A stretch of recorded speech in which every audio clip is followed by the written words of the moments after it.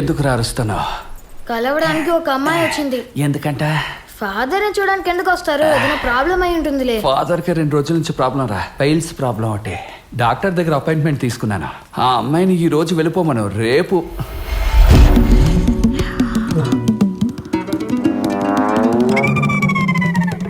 మీకు piles problem, నాకు లైఫే ప్రాబ్లం. నిద్ర కూడా రావట్లేదు. నీకు స్లీపింగ్ ప్రాబ్లం, నాకు సిట్టింగ్ ప్రాబ్లం. నేను కూర్చోలేకపోతున్నాను కూడా. తలలో 100 గుండు సూదులతో గుచ్చుతున్నట్టుంది. నాకు స్క్రూ డ్రైవరే గుచ్చినట్టు. ఫాదర్, వాళ్ళ దగ్గర సమస్య ఏదైనా ఇక్కడికి వస్తే మన సమస్య ఎందుకు చెప్తున్నారు?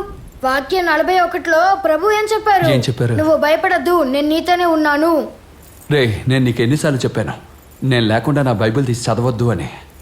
నువ్వు చెప్పమ్మా. నా పేరు భవానీ, మా సిస్టర్ పేరు శివాని. మీ అమ్మ పేరు త్రివేణి, మీ నాన్న పేరు సాంబ్రాణి అని ఇలా రైమింగ్ లో చెప్పుకుంటూ వెళ్ళావనుకో, బోర్లా పడుకుంటాను. ఫాదర్, కోప్పడకుండా ప్రశాంతంగా కూర్చొని జాగ్రత్తగా వింటేనే మీకు నా కథ అర్థమవుతుంది. అదేనా మా సమస్య? నేనేమాత్రం కూర్చొని వెళ్ళాను, అలా మూవ్ అవుతూ ఉంటాను. You continue. తెన్కాసి మండలంలో మెన్యానపురం అని ఒక అందమైన ఊరు. అదేంటి అందమైన ఊరు? అందమైన ఊరు అంతే. మా ఇంట్లో అక్క చెల్లెలో మేము 3 ఉన్నాం. నేనే మొదటి దాన్ని. ఎంజీఆర్ నుంచి ఎస్టీఆర్ దాకా, శివాజీ నుంచి శివకార్తికేయన్ దాకా, తలపతి, ధనుష్ అని ఎన్నో రకమైన గొంతులు మిమిక్రీ చేస్తాను. ఓ, నువ్వు మిమిక్రీ చేసే అమ్మాయివా? జబర్దస్త్ షోకి వెళ్ళడం మానేసి జాడించి కొట్టే నా దగ్గరకు వచ్చా? మిమిక్రీ మాత్రమే కాదు, నోరు కదపకుండా వాయిస్ కూడా వస్తుంది. అమ్మా అంకమ్మ తల్లి, 11 మందికి 7 కీపర్లు దొరికారు. ఇంకో 4 దొరకడానికి నువ్వే సహాయం చేయాలి తల్లి.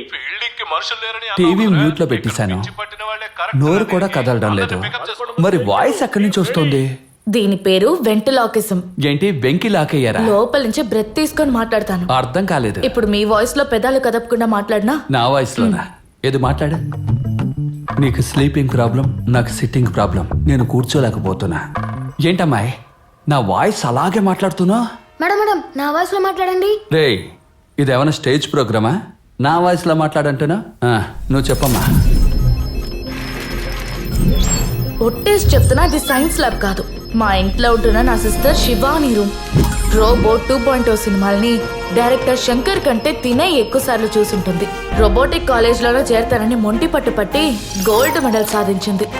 ఇందులో తన స్పెషాలిటీ ఏంటంటే, చనిపోయిన మేక, కోడి, కుక్క పిల్లలంతా రోబోటిక్స్ మెథడ్ లో ప్రాణం పోసి దాన్ని ఫేస్బుక్ లో వేసి ట్రెండ్ అవడమే. దాన్ని డైరెక్ట్ గా శ్మశానానికి వెళ్ళమను, చచ్చిపోయిన వాళ్ళందరినీ లేపే. ఇంకో సిస్టర్ యాழிని అందరి సంతకాలు అలాగే వేసేస్తుంది. రిపోర్ట్ కార్డులో నాన్న సంతకంతో మొదలుపెట్టి డబ్బుల మీద ఉన్న గవర్నర్ సంతకం కూడా అచ్చసలు అలాగే వేసేస్తుంది. అంత టాలెంట్. దీని పేరు టాలెంట్ కాదు, మోసపూరితం. ఇదే మా అక్క అంటే మీరు నమ్మేస్తారు. అరే, మన అన్నలక్ష్మి. కానీ అక్క కాదు, మా అమ్మ, చెల్లమ్మ.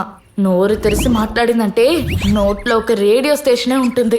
మిగతా వాళ్ళల్లా మాట్లాడే నువ్వు, చచ్చిపోయిన ఒకరిని డూప్లికేట్ చేసే నీ చెల్లెలు, దొంగ సంతకాలు చేసే నీ ఇంకొక చెల్లెలు, కుటుంబమే ఫ్రాడ్, ఫోర్జరీ చేస్తూ ఫైల్స్ లో బాధపడుతున్న ఫాదర్ దగ్గరకు వచ్చి క్షమాభిక్ష కోరుకుందామని వచ్చావు, అంతేగా? నన్ను కథ చెప్పనండి ఫాదర్, లేదా మర్చిపోయి మళ్ళీ మొదటి నుంచి స్టార్ట్ చేస్తాను. ఎవరమ్మా వాడు? వాడి మోహన్ ఇంజన్ లాగే ఉంది. మా మేనమామ మురుగేషన్. మేము పెట్టిన పేరు మప్పు మామ. ట్రావెల్స్ కి బండి నడిపే వీడికి కార్ లోనే బార్ సెటప్ ఉంది. మా మామయ్యకి నా మీద 100% లవ్. ఆవేశంలో బిడ్డను కని ఆడంగోడని పేరు పెట్టినట్టు వీడి మొహం ఎక్కువసేపు చూడలేము. ఫార్వర్డ్ చేయి. ఈయనే మా తాతగారు తంగస్వామి, బిర్యానీ స్పెషలిస్ట్. చూడడానికి ఉడిపి హోటల్లో పనిచేసేటట్టున్నారు. ఈయన బిర్యానీ చేయడంలో స్పెషలిస్ట్ అంటున్నా. మా తాత తెల్లోడు బిర్యానీ అని ఒక హోటల్ నడిపేవారు. బిజినెస్ అద్భుతంగా జరిగేది. హఠాత్తుగా బ్రిడ్జ్ కడుతున్నామని బస్ రూట్ అంతా మార్చేశారు. కొట్టుకి రెగ్యులర్ గా వచ్చే కస్టమర్లందరూ రాలేదు. ఇక కొట్టు నడపలేమని అమ్మే పరిస్థితికి వచ్చారు.